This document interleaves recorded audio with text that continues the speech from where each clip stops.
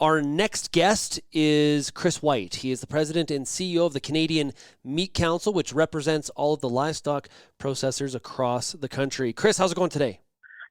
Well, it's good, Sean. Nice to hear from you. Hope you're well. Hope your listeners are well too.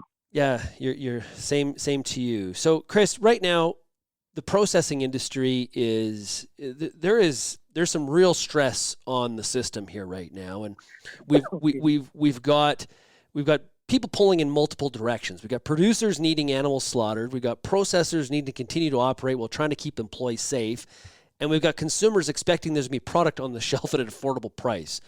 Are we going to be able to accomplish this in the middle of this COVID-19 pandemic? Can we do all three?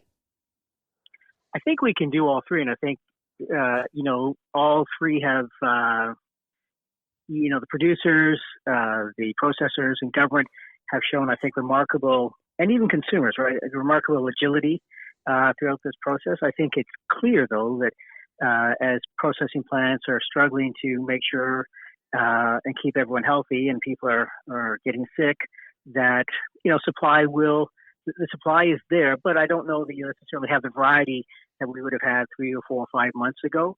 And I think consumers understand that intuitively and are not expecting, to see all the various cuts. But I think there's no issue that the supply will be there. And certainly when we talk to our members, they are doing everything they can to ensure, first and foremost, the health and safety of their workers and, by extension, the workers' families.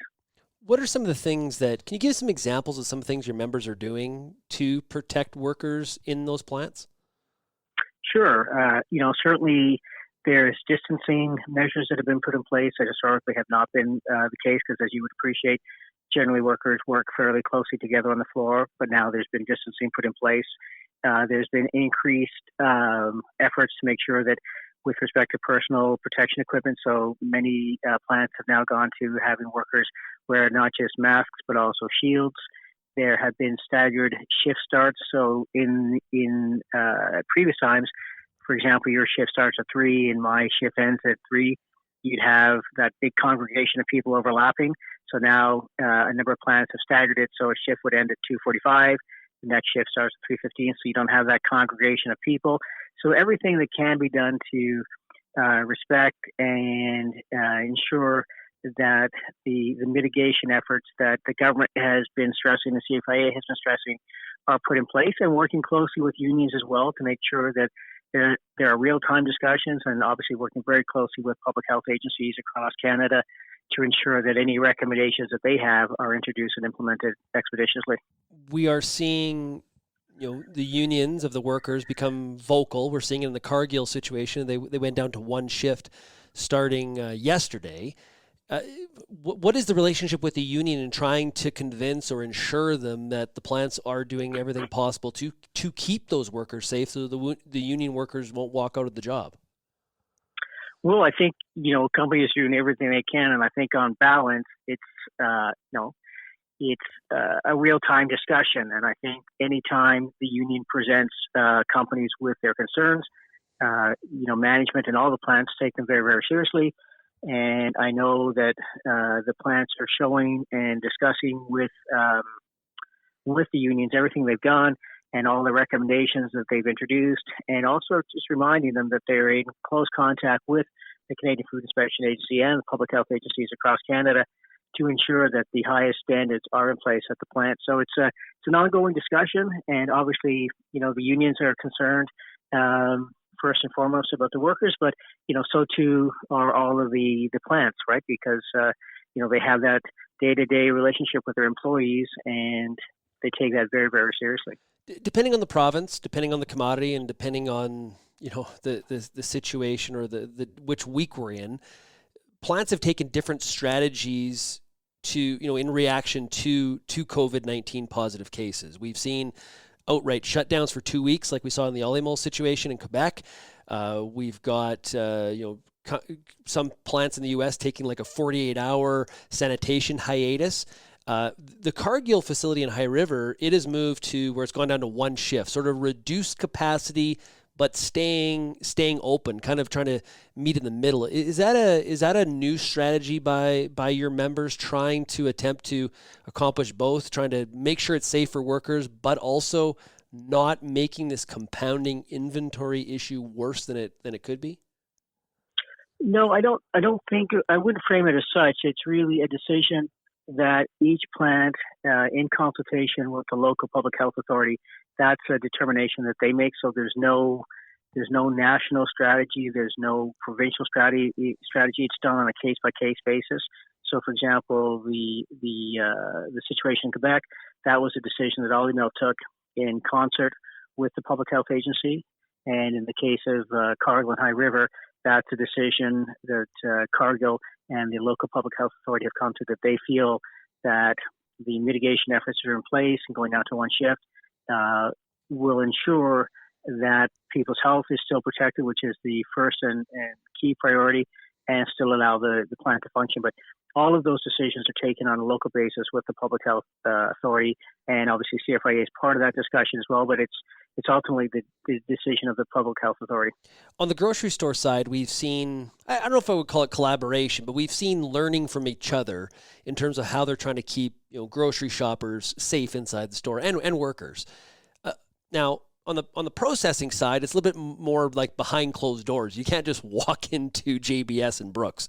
But is there any sort of collaboration happening in terms of trying behind the scenes between members to try to, here's what we're doing, and trying to get ahead of this COVID-19 outbreak?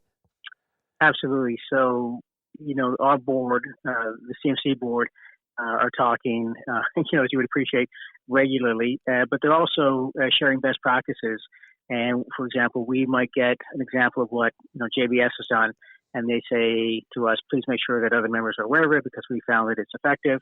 And we see all those, we see examples of that, across industry as collaborative as possible, because it's fundamentally everybody is concerned, as I say, first and foremost, with the health of Canadians. And the last thing anybody would want is to have a best practice, but keep it to themselves. Nobody has that mentality, and it would be, I can't even imagine a scenario in any sector where that would be the case, and that's certainly not the case that we've experienced. And it's been very heartening, and it's certainly, even when we have best practices that companies have identified, we bring them to government and say, here's an example of what a plant is doing, just so you're aware, and if you think that it has broader appeal in other sectors, please, share that. And I guess a good example would have been last week, where we were in discussions with the Canadian Food Inspection Agency about having workers wear shields, and CFIA asked us to keep them apprised of any companies that they had been dealing with could source shields, because it's such a challenge globally to get shields. So asked our members, got a few examples, and provided them onto CFIA. So there's collaboration, not only industry, internally within industry, but there's been very good collaboration with industry and government on both sides. Provincial and federal government has, we've heard a lot of this talk about ag being an essential service. It's kind of part of the food value chain, and that's an essential service. Has that label or that discussion, has that assisted when talking to some of these local health authorities and in trying to keep these plants open? Has it been an asset? Well, it has, because certainly everybody recognizes how critical the food chain is. Food security is key for everyone. And when you're asking Canadians to stay at home, there's enough anxiety and tension as a result of that. So it would only be exacerbated if they went into a grocery store and the grocery stores were empty. So clearly, it's been very helpful. And certainly, for example, even in conversations that Trudeau has had with Trump in terms of ensuring that from the border access to making, to ensure that products can go back and forth for the supply chain, that's been key as well. So absolutely, everybody recognizes how important food security is. And I think increasingly Canadians are also recognizing that frontline staff are doing an invaluable job and are really appreciative of what they're doing to ensure that there is sufficient supply of food in stores when they go for their time to shop. Pardon me. Yeah, negotiations are ongoing right now, according to the Globe and Mail. We talked about in our news segment today to extend that non-essential travel ban between the U.S. and Canada. Have you been satisfied that trade has been able to continue even with that non-essential ban on? And if it continues for 2 weeks to a month, are you happy with how things have transpired? Absolutely. And, we've talked to Karen Beatty, who runs the Canadian Chamber of Commerce, and I think he was quoted in the Globe story at some length. And I think from his perspective, and certainly everything that he's kept us apprised of, indicates that it's working well. And we've, there will always be some challenges, but on balance, it's gone very, very well. And the government, when issues have been raised to say, well, we're having a bit of a challenge here or a challenge there, they've been very receptive and accommodating to listen, and where they could make some immediate adjustments they have, and where it took a little bit more analysis on their part, they've been very open to that. So, absolutely, the policy has worked as well as I think people would have anticipated it to have. Producer groups have gone to the federal government with an ask. We see CCA is trying to encourage the federal government to engage in a set-aside program for cattle. From your standpoint, what is the Canadian Meat Council's ask when you talk to the federal government? It's, I'd say, threefold. One is just initially was to designate processing plants and workers there as an essential service, and the provinces did that. Secondly, was to ensure that there was ongoing and real time dialogue, in particular with the Canadian Food Inspection Agency, because as this unfolded, and everyone is kind of reeling and trying to figure out what the new normal looked like in terms of keeping plants open. There are always stresses and strains between industry and a regulatory body, but I would say that the collaboration and cooperation of CFA has been invaluable.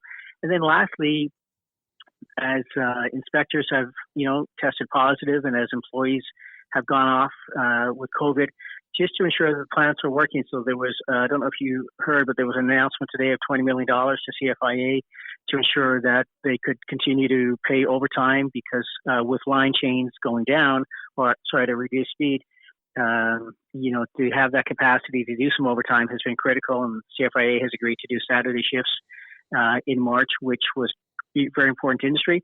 So, those are the big asks, right, that we have ongoing dialogue, and we're lucky that we do have that. There's been money afforded today. There was certainly money that industry was looking for with respect to temporary farm workers that was announced yesterday. So certainly, I think on balance, our members have been very appreciative of just how receptive government has been to the asks, and have been very supportive, both, with CFA and Ag Canada, to ensure that the plants continue to run as best they can. And finally, does the Canadian Meat Council, do you support CCA's request for a set-aside program? I've had some conversations with them, and we're waiting to get further information on it. So I think they're just kind of finalizing what the whole ask looks like. So, conceptually, yes, producers are key cog in the whole process, and certainly they face some very immediate challenges, both on the cattle side and the pork side. But without seeing the final ask, I wouldn't say definitively yes, but, as I say, conceptually, yes, of course. Chris, thank you very much for joining us here today. Thanks for your time, Sean. Nice to talk to you as always. Take care.